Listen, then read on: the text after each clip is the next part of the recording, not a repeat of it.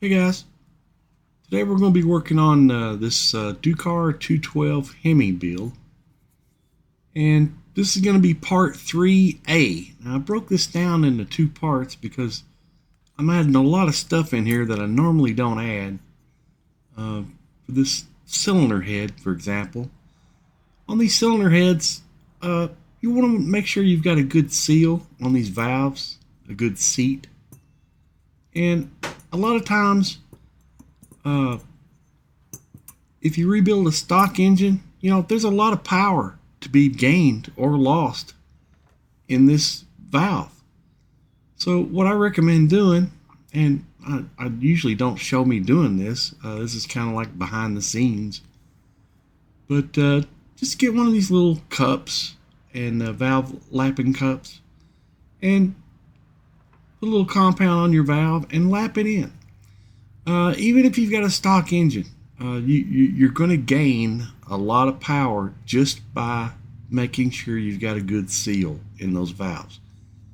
A lot of power can be lost and a lot of power can be gained right here. Just this one little thing. And what I'm doing, I'm just using some cheap lapping compound. Now this stuff here, I really put too much on there because I want to try to get rid of this, but this is what I got on hand, and this is not the best. You can get there's a Clover brand that's really good. It's like a paste, and I've let the cap off this a little bit, try to dry it up some. So, but yeah, rather than taking this, if you've got a vise handy, that would be great. I've got one across the shop, but rather than doing that, I'm just going to set it up on this little cup here. It don't take much, because not everybody's got a vise or a shop. So yeah, you can set the head in your lap if you wanted to.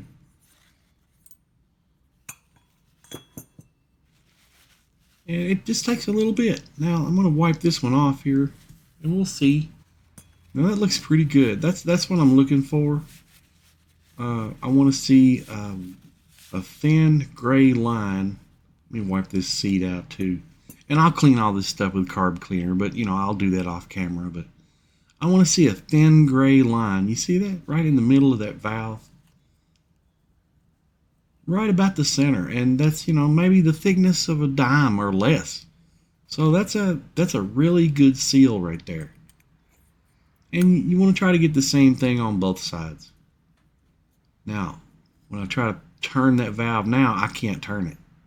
It is seated. Those numbers are in the same exact spot. It will not turn. Before, I could just spin her around and turn that valve on the seat, and it didn't matter. That'll work. And on these valves, now these are 5.5 millimeter stems. See, it's around 212 thousandths or so. But if you'll notice, it's kind of ground down at the end of the stem. And if you measure that area, it brings up to about 196 thousandths. Well, that's 5 millimeters. Now that's different. So you got a 5.5 millimeter stem, but the valve it tapers down to 5 millimeter up here. So this is just one of the things you got to watch for, depending on what type of valves you're using in your engine. And like, I bought some springs for this thing, and I ordered the ones with the 5 millimeter keepers. And if you order them, well, if I can hang on to this, if you get the ones with the 5.5 millimeter keepers, it's very possible they could be too large for your valve. So you want to check that stuff.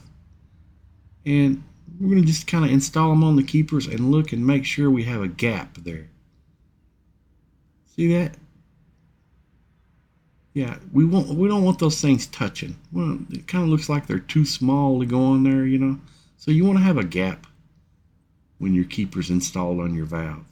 And that'll make sure it holds tight to the valve when it's installed.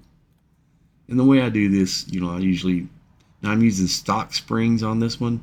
just because I'm going to break the cam in with the stock springs. But just set those keepers down in your valve retainer and push down with your thumb. And, you know, of course, now if you're using 26 pound or 37 pound or something, some kind of really tight spring, yeah, you're probably going to need a valve spring compressor. But for these stock springs, you know, you can pretty much just put those on and off with your thumb. But that's one of the things I recommend, you know, when you do your engines. And I know you haven't seen this on mine because I've been doing this behind the scenes and not adding this on camera on the other ones. But I always do lap the valves in. And if I'm installing a new aftermarket cam, like a race cam, I will also install the, you know, 11, 12 pound springs, stock springs, to break the cam in.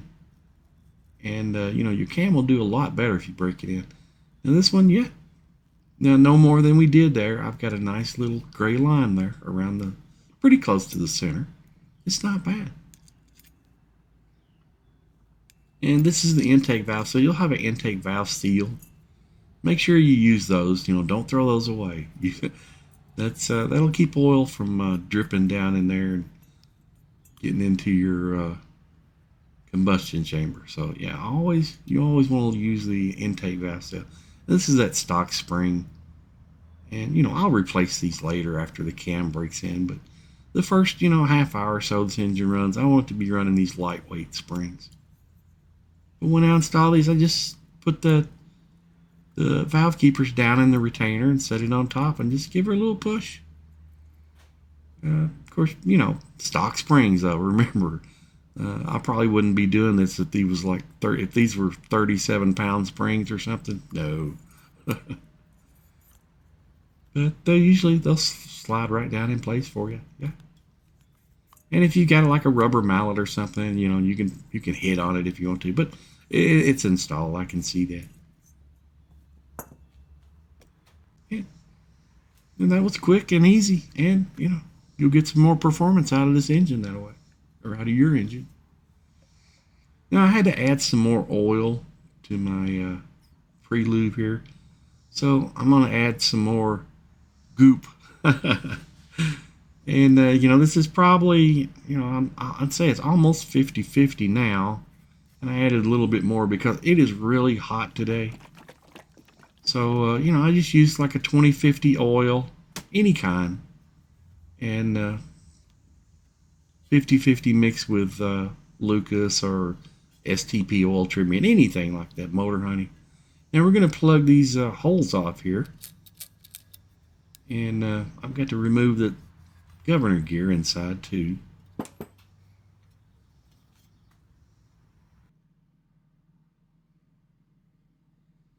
And yeah, I knocked out the volume on this guys because I know.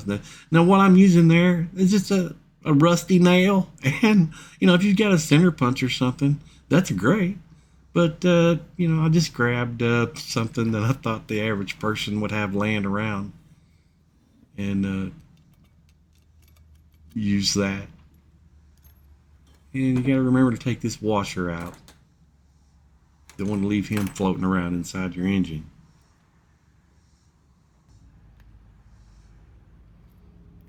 But this pin, you know, I've got to get this clip thing off here. And once I get that off, you know, I'm just going to destroy it because I'm not going to use that again. I'm just going to put this right back in the hole because, you know, that pin plugs the hole very well.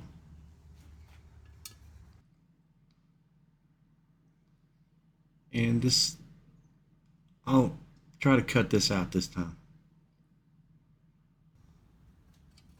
Yeah, that's better. Yeah, that was really quiet. Wasn't that quiet in the shop. Now, this top hole, that's where your governor arm pokes through. I'm going to run a 1/4 20 bolt, and this is about 3/4 of an inch long, or maybe an inch. It's not a very big bolt. And I'm going to put some form a gasket on there. This is kind of like a black goop, and it has like a tarry texture when it dries.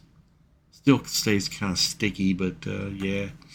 You can use it whatever you got. You know, you can use a silicone gasket maker or anything. Just some kind of sealer to kind of help seal it in case any oil comes up around the threads of that bolt. And this stuff here, man, once it gets on your hands, you can't hardly get it off. Well, I'm sorry, I'll try to get my hand out of the way, guys, where you can see.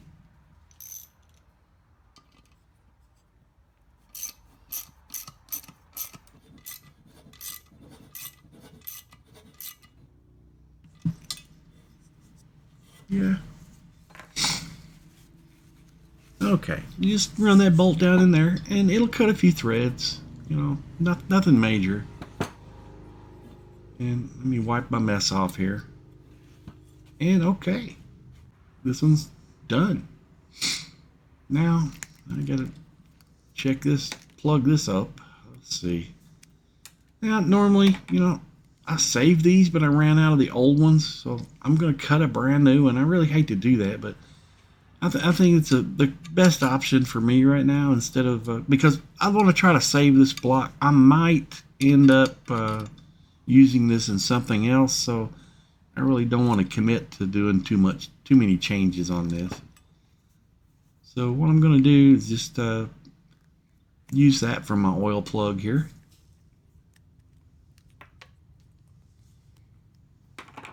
And just snip this off so it doesn't touch anything, any rotating mass or anything.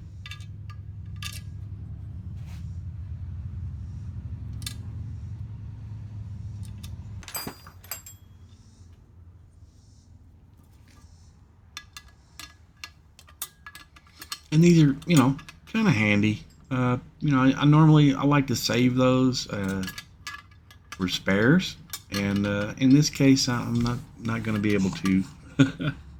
But that's okay. I ran out of the old ones, so that's all right. I'm not going to use this thing anyway. But you just tighten it down. It's a 14 millimeter.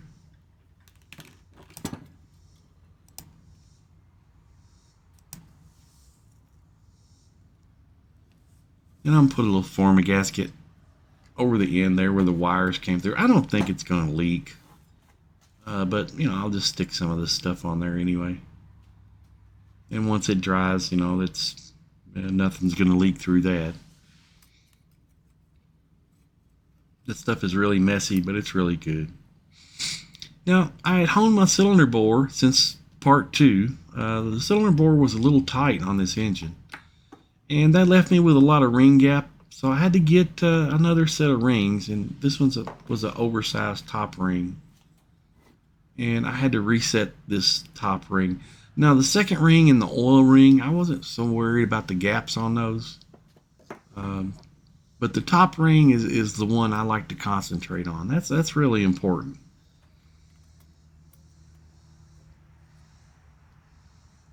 Trying to get it up here where you guys can see a little better. Now, when you check your ring gap, you know, just put it in the cylinder, then take a piston that doesn't have any rings on it and push it down about an inch or so. You know, you can push it down a couple inches if you want to. Just make sure it's pushed down with the top of the piston. That squares up the ring in the bore. And I'm going to use a feeler gauge. Now, I've already set this one, and I had to. It was really tight when I first got it, so I had to grind a little bit off of that ring gap. And you know, they have, you know, you can get a gap filing tool, but you know, the way I do it, I'll just use a Dremel tool with a little cutoff disc. You can use sandpaper.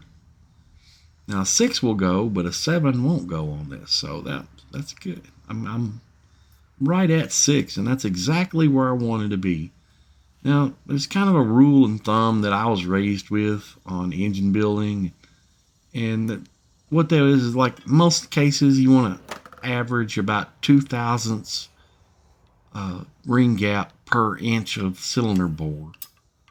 And now on really the next step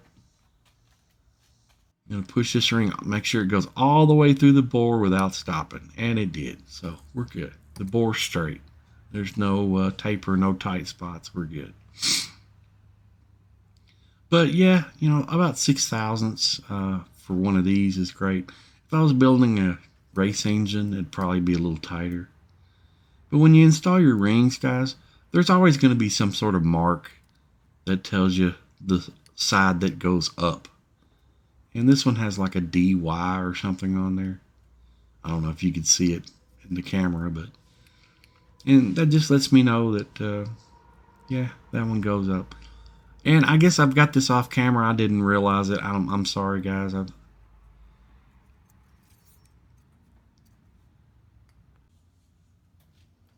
But you know, you just want to stagger your ring gaps. Just don't line them up. You know, you can go opposite sides, however you want to do it. Everybody's got their own preferred way of staggering their ring gaps. Now this is the new bearing. I had to replace the bearing that came in this engine. It was bad. It had a lot of up and down play in it, and yeah, that wasn't very nice. So we've got a new one in there now. Now I know there's no cam in there, but what I'm going to do, guys, at this point, when you're doing a performance engine, this is where you check your crank Endplay. You know, don't worry about putting the cam or anything in there. You just want to get the crankshaft in there and the side cover with the gasket you're using, and put you a few bolts. I'll just put a couple of bolts in here. That way, if you need to change your Endplay, you can do it now before your piston and rod and cam and stuff is installed. You know, you can add shims, or if you've already got shims, you know, you can remove them. But, you know, the main thing, well, this one feels good. That's good. That's what I'm looking for right there. That's fine. Now, I know some of you guys are not going to believe that, so I'm going to put an all dial indicator on here. And I'm going to show you. What you want is about 15/1000ths is perfect. You know, depending on who you ask. You know, a lot of guys have different preferences, and you know, I'm no different. I'd rather have one a little looser than that, but if it's between 15 and 20/1000ths, I'm happy. You know, and you can get a little more than that, and I've seen and heard of guys building them with a little more. The main thing, see, we're up around 19/1000ths. So that's fine by me. It could even went up to a little around 20 or a little more, and it wouldn't bother me any. Where you mainly get into trouble with your Endplay on your crank is if you set it too tight.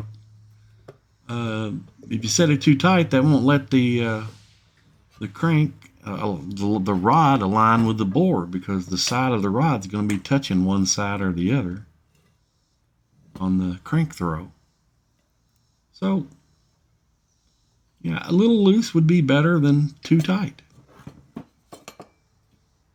Now, you know, I've heard guys having, you know, extremely excess crank play on these clones, and that does happen.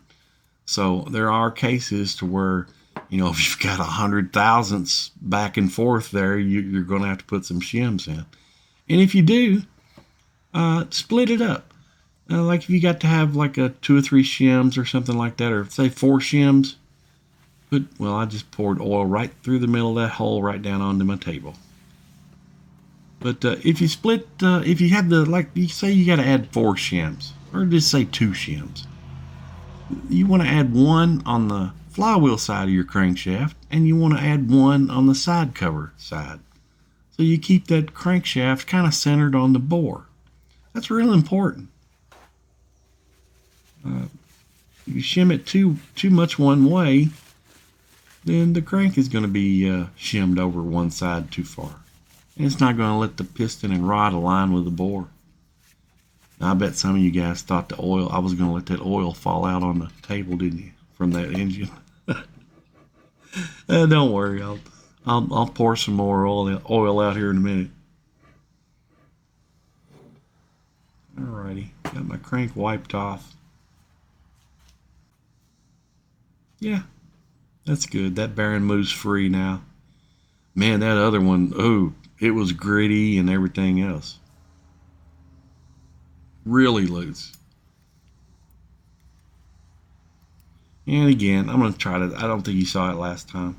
This is the top of the ring is marked. So, you know, and when I install my rings, oh, I did it again. I'm sorry, guys. I've got it off camera. Yeah, just kind of use your fingers. You know, you can use a ring installer, but you know, I don't really like to use a lot of specialty tools.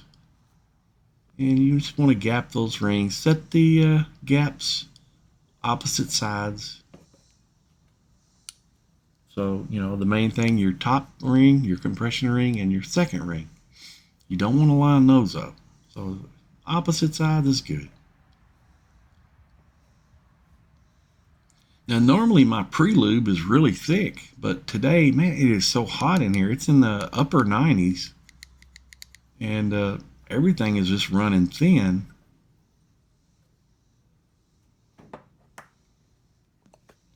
But always make sure you use a lot of pre-lube. And now is the time to lubricate your cylinder bore too, because after you install that piston, all the oil is going to stay below the oil ring. So any oil you put in that cylinder, you better do it now, because if you oil the cylinder after you install your piston and rings, then you're not going to have any oil below that. It'll just push it right up out of the cylinder. I'm going to use my little handy dandy tapered Wiseco piston ring installer here. And, you know, I'm not sponsored by those guys, but, you know, hey, I love their tools. I love this tool. Saves a lot of trouble. Now I've got that piston turned a little bit. I haven't noticed it here yet, but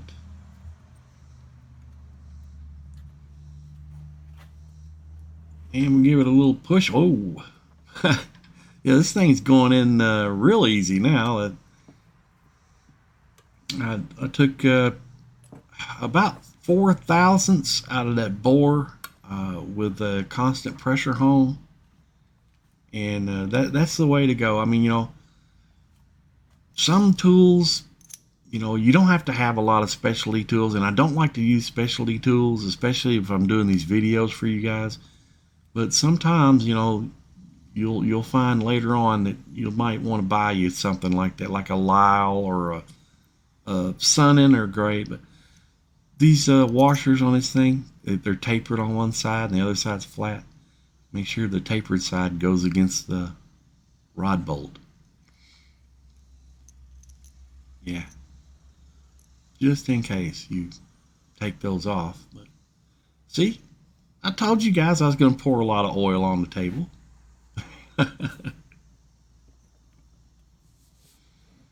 Okay, get everything lubed up, including the table.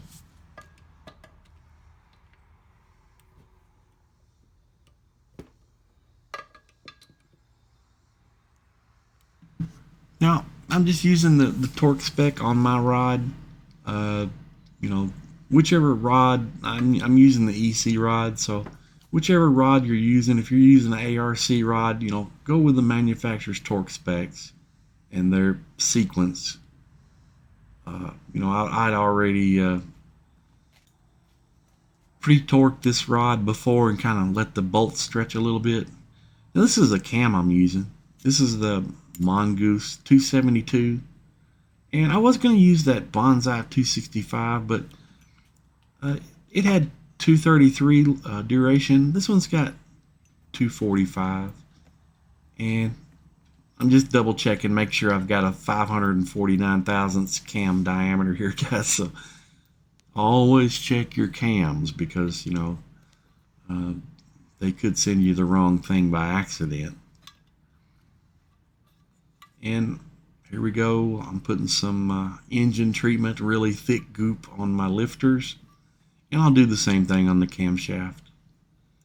And you know, a lot of guys has different preferences for what they like. You know, you can buy all kinds of stuff, Molly cam lube and break-in lube and stuff.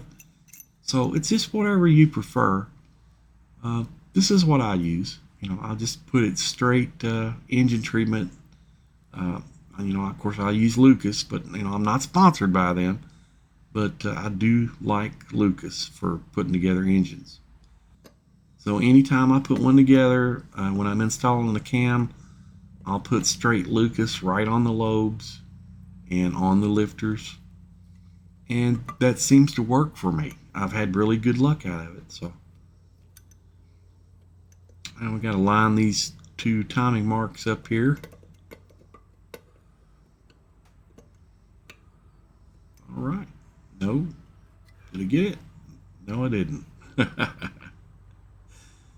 Alrighty, let's back up a tooth. But yeah, this Mongoose cam, a 272 lift. That's not much more than the 265, but it's got a nice profile. There's lots of clearance between the cam and the rod, and I wanted to go with that 245 duration. That way, you know, this thing will let me turn up some more RPM. The Bonsai is 233.5 duration, I think. And the Rattlesnake 252 cam, I think, is 230. So I went ahead and tried the Mongoose 272.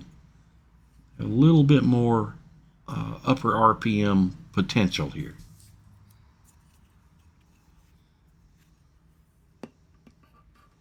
Now we'll use the same side cover gasket that we checked the Endplay with.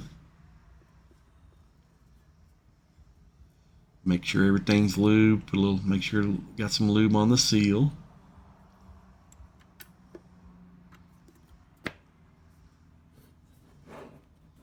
And now I've got a little gap there, so I am going to take a wrench and I'm going to turn the crankshaft a little bit. And that's all it takes. Snapped right together. And I went ahead and skipped through putting the side cover bolts in, guys, and I'm just going to run through them real quick with the torque wrench. And these are, if you got a foot-pound torque wrench, these torque at 17 foot-pounds. If you're using the inch-pound wrench, you're around 203 or so inch-pounds.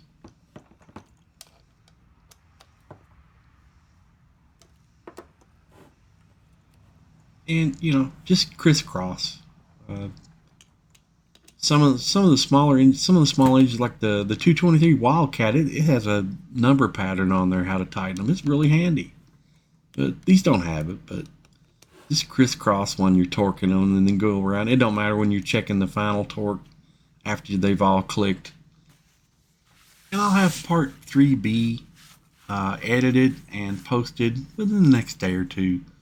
And that's all I got for today, guys. Thanks for hanging out with me. We'll see you next time.